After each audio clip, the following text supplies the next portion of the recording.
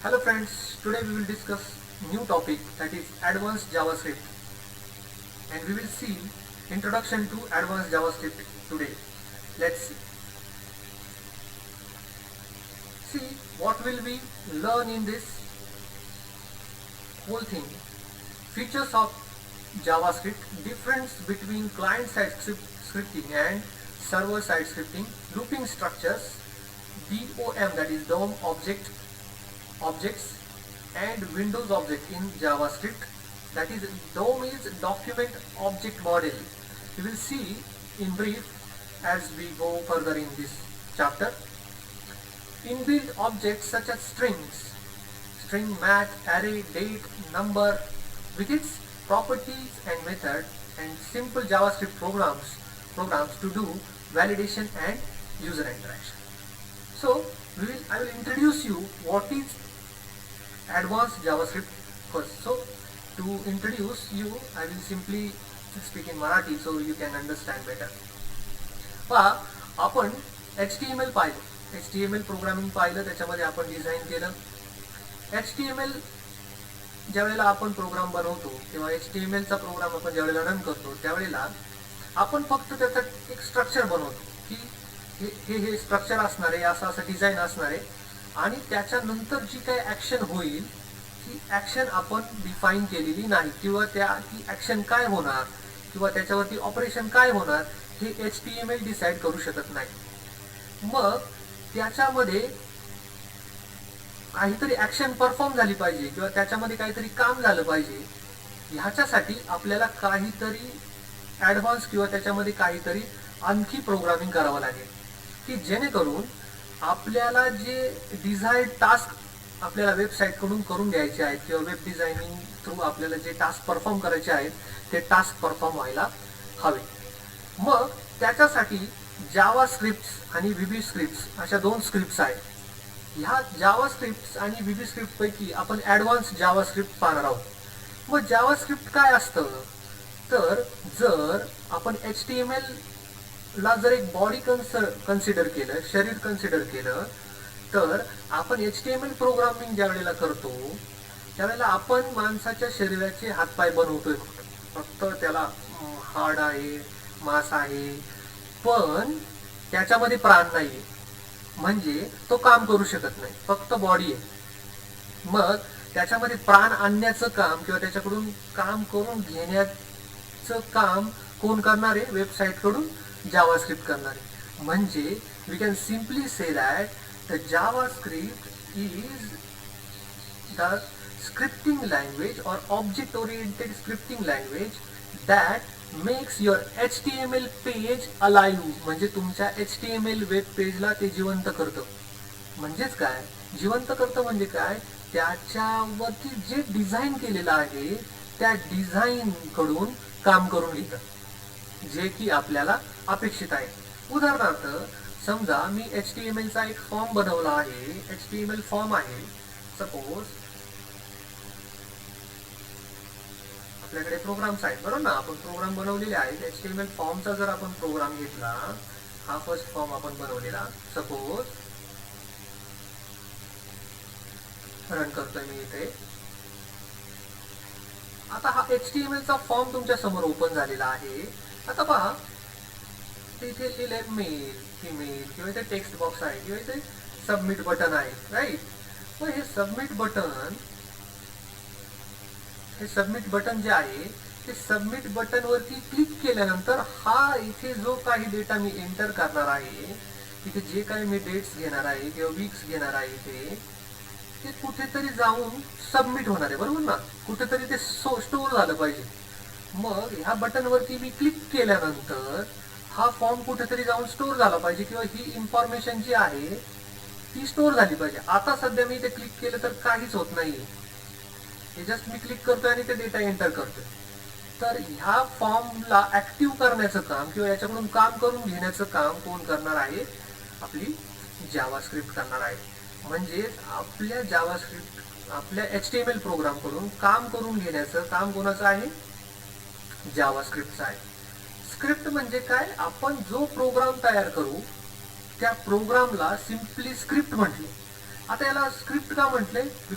Because it helps HTML program to run something. म्हणजे जर एखादा मूवी असेल तर त्याची स्क्रिप्ट असते आणि त्या स्क्रिप्टनुसार तो मूवी बनतो किंवा त्या स्क्रिप्ट वाईजच तो मूवी तयार होतो. तसंच ज्यावेळेला आपण HTML प्रोग्रामिंग करतो किंवा वेबसाईट डिझाईन करतो तर त्याची सुद्धा एक स्क्रिप्ट असेल की या पद्धतीने ही वेबसाईट काम करेल आणि त्या पद्धतीने ते काम होईल.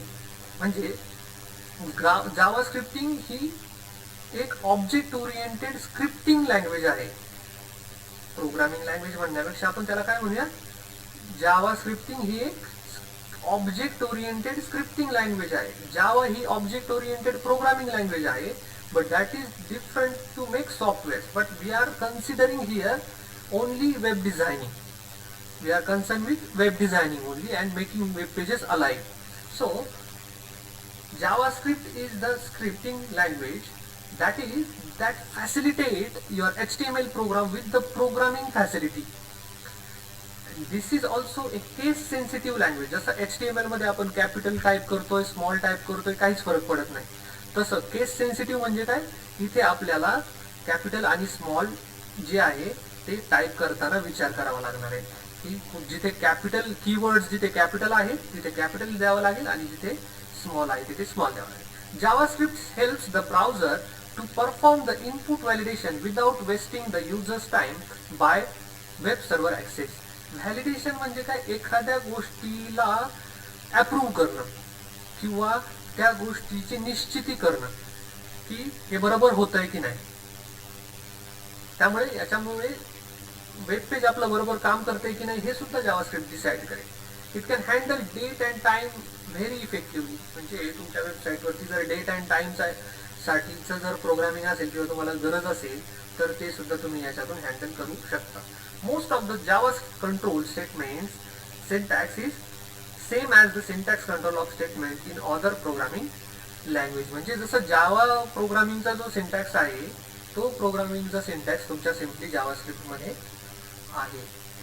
हां, याला आपण काय म्हटलंय, जावास्क्रिप्ट ही एक स्क्रिप्टिंग लँग्वेज आहे आणि ती डायनॅमिकली वेब पेजेस ॲक्टिव्ह करायला मदत करते.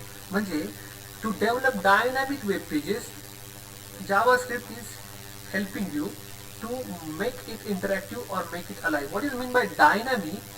So if your web page is changing with respect to time, that will be the dynamic website. And there may be the static website that data on the website cannot be. अशा site असतील की त्या site वरती data तसाच राहतो, web page वरती data जो आहे तो दिसतो फक्त आपल्याला. पण अशा साईट्स आहेत काही की त्या इंटरॅक्टिव्ह असतात. जसं की मी तुम्हाला आता फॉर्म दाखवला, मग फॉर्म दाखवल्यानंतर या फॉर्म आता हा स्टॅटिक वाटतोय किंवा हा स्थिर वाटतोय किंवा याच्यावरती काही ऍक्शन परफॉर्म होत नाहीये. पण जर मला असं वाटतंय की हा जो फॉर्म आहे तो सबमिट झाला पाहिजे आणि सबमिट झाल्यानंतर दुसरं एक पेज ओपन झालं पाहिजे. रजिस्ट्रेशन फॉर्म समजा हा असेल तर रजिस्ट्रेशन फॉर्म सबमिट झाल्यानंतर मला नंतर लॉग इन फॉर्म ओपन झाला पाहिजे. ही झाली माझी ऍक्टिव्हिटी. म्हणजे माझं पेज काय करतंय, काम करतंय काहीतरी, रिस्पॉन्ड करते काहीतरी. म्हणजे माझं पेज काय झालं, डायनॅमिक झालं. With respect to time it is changing with action. There is some event happens.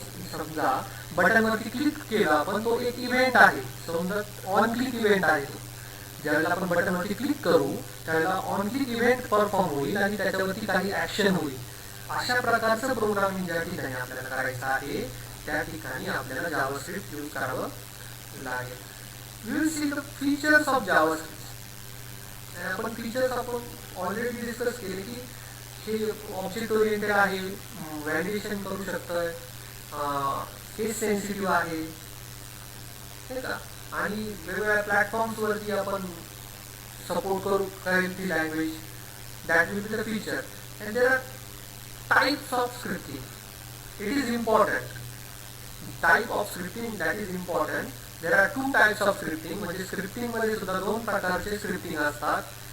Scripting म्हणजे काय ते समजले मी तुम्हाला आता सांगितलेलं आहे. स्क्रिप्टिंग मध्ये दोन टाइपचे स्क्रिप्टिंग असतात. एक क्लायंट साइड स्क्रिप्टिंग आहे आणि एक सर्व्हर साइड स्क्रिप्टिंग आहे. तर आपण आता पाहणार आहोत ते क्लायंट साइड स्क्रिप्टिंग पाहणार आहोत.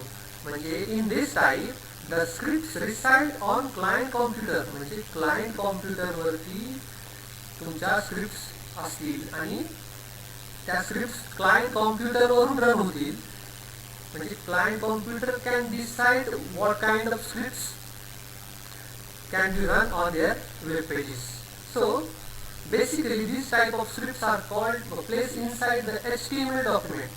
HTML document मध्येच ती स्क्रिप्ट आपल्याला बघायला मिळेल आणि HTML चा जो प्रोग्राम आहे त्याच्यामध्येच ती स्क्रिप्ट आपण डिफाईन करणार आहोत. कसं करणार आहोत आपण त्याचा एक सिंपल प्रोग्राम नेक्स्ट लेक्चरला पाहणार आहोत.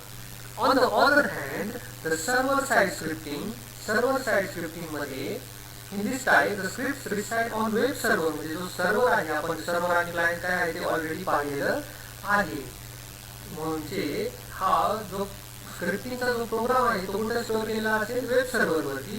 To execute this script it must activate the client then it is executed on the server. म्हणजे क्लायंट कडून तो ऍक्टिव्हेट झाला पाहिजे आणि तो सर्व्हर काय करेल एक्झिक्यूट करेल. ह्या लेक्चरमध्ये आपण एवढंच पाहत आहोत. नेक्स्ट लेक्चरमध्ये आपण ब्रीफमध्ये जाणार आहोत आणि आपण प्रोग्रामिंग काय आहे किंवा स्क्रिप्टिंग काय आहे त्याचा सिंपल एक प्रोग्राम काय आहे ह्या सगळ्या गोष्टी पाहणार आहोत. So I hope you understand this introduction of JavaScript काय आहे हे आज तुम्हाला समजलं असेल. Will see the further detail part of the advance JavaScript in the next lecture. So thank you so much.